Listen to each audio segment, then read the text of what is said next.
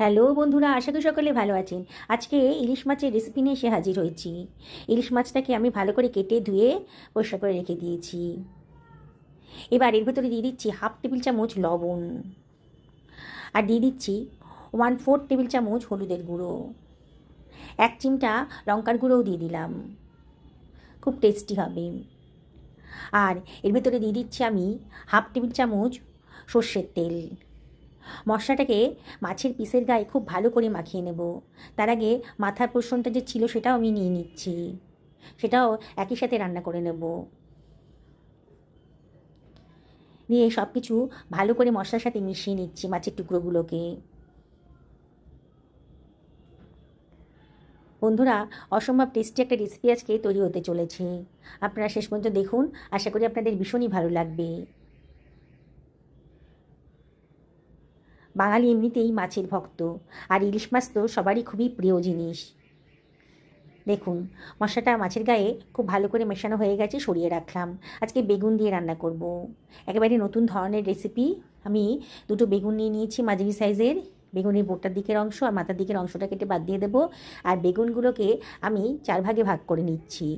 খুব বেশি বড়ও হয়নি, খুব বেশি ছোটও হয়নি, লম্বা লম্বা করে কেটে নিলাম। আপনারা তো ইলিশ মাছের নানান রেসিপি খেয়েছেন, আজকে আমার মতন করে এভাবে বানিয়ে খান, দেখবেন এর স্বাদ কিন্তু ভুলতে পারবেন না। ইলিশ মাছ নিয়ে এলেই মনে হবে এইভাবে বানিয়ে খাই, এতটাই টেস্টি। আর এটা বানানো তো কোনো ঝামেলাই নেই, খুব সহজেই এটা বানিয়ে ফেলা যায়। ব্যাচেলাররা কিংবা নতুন রাঁধুনিরাও কিন্তু এইভাবে এটা বানিয়ে ফেলতে পারবেন একবার দেখলে পরেই। আমি লবণ জলের ভেতর এই বেগুনটাকে চুবিয়ে রাখবো খানিকক্ষণ, তাহলে বেগুনের ভেতর যে কষকষ ভাবটা থাকে সেটা চলে যাবে। বেগুনটা রান্নার পর খুব টেস্টি হবে, ভিজিয়ে রাখবেন। একটা মিক্সার গ্রাইন্ডার নিয়ে নিয়েছি, এর ভেতরে আমি দিয়ে দিচ্ছি 1 টেবিল চামচ গোটা জিরে, 1 টেবিল চামচ সাদা সর্ষেও দিয়ে দিলাম। আর এর ভেতরে দিয়ে দিচ্ছি 1 টেবিল চামচ পোস্তদানা, আর 1/2 টেবিল চামচ লবণও দিয়ে দিলাম। অল্প মশলা, গ্রাইন্ডারে যখন গ্রাইন্ড করবেন না তখন লবণটা দিয়ে দেবেন, দেখবেন খুব সুন্দরভাবে গ্রাইন্ডটা হয়ে গেছে। দেখুন কত সুন্দরভাবে গ্রাইন্ডটা কিন্তু হয়ে গেল।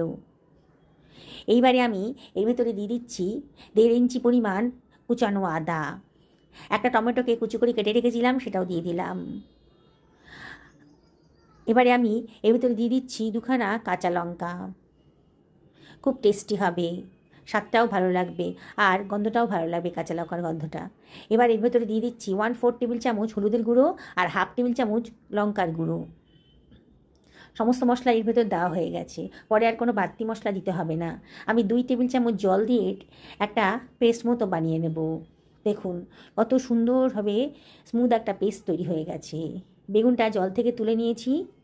এবার এর ভেতরে আমি দিয়ে দিচ্ছি 1/4 টেবিল চামচ লবণ, আর দিয়ে দেবো 1/4 টেবিল চামচ হলুদের গুঁড়ো, 1 চিমটা লঙ্কার গুঁড়োও দিয়ে দিলাম, খুব সামান্য পরিমাণে। এবার মশলাটাকে বেগুনের গায়ে ভালো করে মাখিয়ে নিচ্ছি। এইভাবে রান্না করে দেখবেন, বললাম তো স্বাদ কিন্তু ভুলতে পারবেন না। মাখানোটা হয়ে গেছে, সরিয়ে রাখলাম। আমি গ্যাস ওভেনে একটা কড়াই বসিয়ে দিয়েছি, কড়াইটা যখন বেশ গরম হয়ে গেছে তখন আমি এখানে 2 টেবিল চামচ মতো সর্ষের তেল দিয়ে দিলাম। তেলটা যখন বেশ গরম হয়ে গেছে তখন ম্যারিনেট করা মাছের টুকরোগুলো আমি দিয়ে দিচ্ছি। সবগুলো মাছ একসাথে ভাজতে পারবো না, ব্যাচে ব্যাচে ভাজতে হবে। দেখুন মাছগুলো দিয়ে দিয়েছি, প্রথমেই কিন্তু নাড়াবেন না, কয়েক সেকেন্ড বাদে তারপরে মাছটাকে আমি একটু উল্টে পাল্টে ভেজে নিচ্ছি। যেসব বন্ধুরা রেসিপিটা দেখছেন অথচ এখনও আমাকে সাবস্ক্রাইব করেননি, তাদের কাছে আমার একান্ত রিকোয়েস্ট, আমার চ্যানেলটা সাবস্ক্রাইব করবেন। পাশে থাকা বেল আইকনটা অবশ্যই ক্লিক করে দেবেন, তাহলে আমার রান্নার নোটিফিকেশানটা আপনারা চটজলদি পেয়ে যাবেন। মাছটাকে এপিট ওপিট করে ভালো করে ভেজে নিচ্ছি, খুব কড়া করে কিন্তু ভাজবো না, হালকা করে এটা ভেজে নিয়েছি। মাছের গায়ে যখন সুন্দর একটা কালার চলে এসেছে, কাঁচা ভাবটাও চলে গেছে যখন মাছের গা থেকে, তখন আমি এগুলোকে তুলে অন্য একটা পাত্রের ভেতর রেখে দিচ্ছি। এবার ওই তেলের ভেতরেই বাকি মাছগুলোকে আমি ভেজে নেব।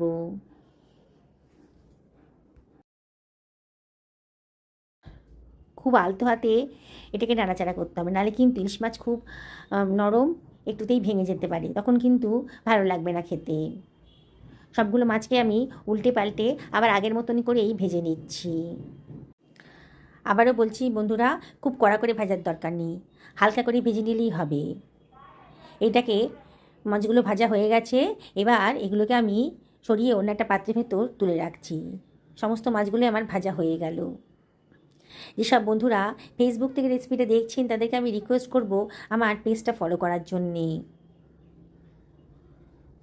সরিয়ে রাখলাম মাছ ভাজাটাকে।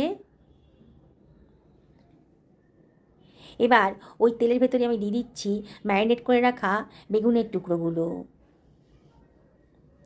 বেগুনের টুকরোগুলোকেও আমি হালকা করে ভেজে নেব। গ্যাসের ফ্লেমটা মিডিয়াম টু হাইতে রেখেছি, আর একটু নাড়াচাড়া করে দিতে হবে।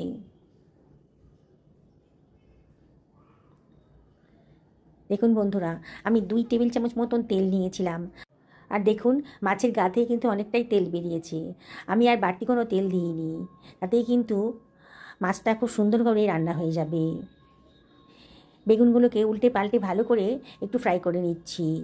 বেগুনের গায়ে একটা সুন্দর গোল্ডেন ব্রাউন কালারও চলে এসেছে, বোঝাই যাচ্ছে যে বেগুনটা ভাজা হয়ে গেছে। এবার বেগুনটাকে আমি অন্য একটা পাত্রের ভেতর তুলে রাখছি। ওই তেলের ভেতরে আমি দিয়ে দিচ্ছি 1/4 টেবিল চামচ কালো জিরে, খুব সুন্দর একটা গন্ধ বেরোবে। এবার গ্রাইন্ড করে রাখা মশলার পেস্টটা আমি দিয়ে দিলাম। গ্রাইন্ডারটা ধুয়ে অল্প জলও এর ভেতরে দিয়ে দিচ্ছি। এবার মশলাটাকে খুব ভালো করে কষিয়ে নেব। যত ভালো করে মশলাটা কষাবেন ততই কিন্তু রেসিপিটার টেস্ট বেশি হবে। অনবরত কিন্তু নাড়তে হবে। গ্যাসের ফ্লেমটা মিডিয়াম টু হাইতে রেখেছি, আর অনবরত কিন্তু নাড়ছি। দেখুন মশলা গা থেকে আবারও তেল বেরোতে শুরু করে দিয়েছে। অত অল্প তেলেই কিন্তু আজকে রান্নাটা হয়ে যাচ্ছে। ভালো করে নাড়াচাড়া করে মশলাটা খুব ভালো করে কষিয়ে নিলাম। এবারে আমি এর ভেতরে দিয়ে দিচ্ছি 2 বাটি পরিমাণ জল। আজকে আমি পাতলা রান্না করতে চাইছি, মানে পাতলা গ্রেভি রান্না করব, সেই জন্য জলটার পরিমাণটা 2 বাটির মতো দিলাম। আপনারা কে কীরকম গ্রেভি পছন্দ করেন সেই অনুযায়ী জলটা দেবেন। ঝোলটা যখন বেশ ফুটতে শুরু করেছে একটু নাড়াচাড়া করে দেবো।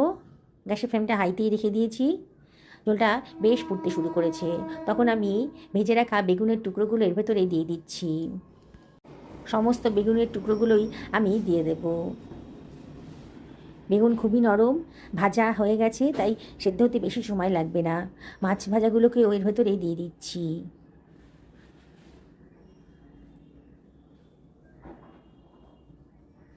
এবারে হালকা হাতে সব কিছু ভালো করে মিশিয়ে নেব।